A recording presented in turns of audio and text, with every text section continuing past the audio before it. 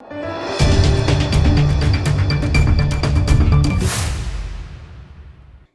દર્શક મિત્રો, આપ જોઈ રહ્યા છો લોકમૈત્રી ન્યૂઝ। હવે જોઈએ અગત્યના સમાચાર।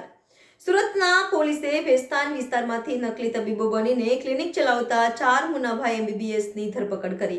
સુરત પોલીસે ભેસ્તાન વિસ્તારમાં નકલી તબીબો બનીને ક્લિનિક ચલાવતા 4 મુન્નાભાઈ MBBSની ધરપકડ કરી છે।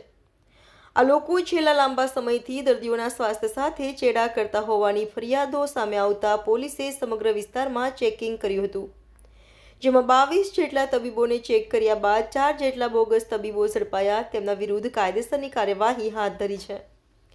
સુરત શહેરમાં છેલ્લા લાંબા સમયથી શ્રમિક વિસ્તારોમાં વગર ડિગ્રીએ અથવા બનાવટી ડિગ્રી મેળવીને દવાખાનાઓ ખોલી લોકોના જિંદગી સાથે ચેડા કરતા નકલી ડોક્ટરોને શોધી કાઢવાનું એક ખાસ અભિયાન શરૂ કર્યું છે। એ અંતર્ગત ભેસ્તાન પોલીસ દ્વારા પોલીસ માણસોની અલગ અલગ ટીમો બનાવી દરેક જગ્યાએ ડમી પેશન્ટો મોકલી ખાતરી તપાસ કરાવતા આવી હતી। જોકે આ સાથે પોલીસ માણસોને મુખ્ય જિલ્લા આરોગ્ય અધિકારી, જિલ્લા પંચાયત સુરતની ટીમના સભ્યોને સાથે રાખી ટીમના માણસો દ્વારા ભેસ્તાન પોલીસ સ્ટેશન વિસ્તારમાં ચેકિંગ હાથ ધરાતા ભેસ્તાન વિસ્તારમાંથી 22 તબીબોને ચેક કરતા તેમાંથી કુલ 4 બોગસ તબીબો દ્વારા ક્લિનિકો ખોલી આવી પ્રવૃત્તિ કરવામાં આવી હતી।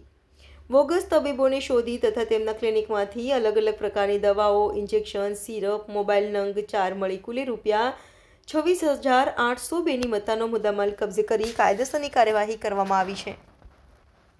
મોહમ્મદ જાવેદ, મોહમ્મદ ઇન્દુ શેખ, વિવેકાનંદ, વિજય કૃષ્ણ બિસ્વાલ, મોહમ્મદ લતીફ, મોહમ્મદ રજા અંસારી, મલ્લઈ મોહનીશ બિસ્વાસને પકડી પાડ્યા છે। પકડાયેલા તમામ આરોપીઓ પાસે જાણવાનો પ્રયાસ કરતા છેલ્લા 15 વર્ષથી તેઓ સુરત ખાતે આ પ્રકારે બોગસ ડોક્ટર બનીને પ્રેક્ટિસ કરતા હોવાનું જાણવા મળ્યું છે।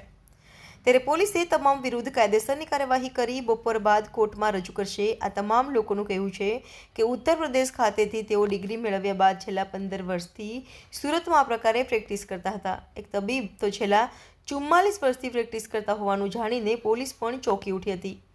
Reporter Sunil Ganjawala, Lokmaitri news, Surat. Lokmaitri news સાથે જોડાયેલા રહેવા અમારા YouTube ચેનલને સબસ્ક્રાઇબ કરી ફેસબુક અને ઇન્સ્ટાગ્રામ પેજને લાઇક અને શેર કરો।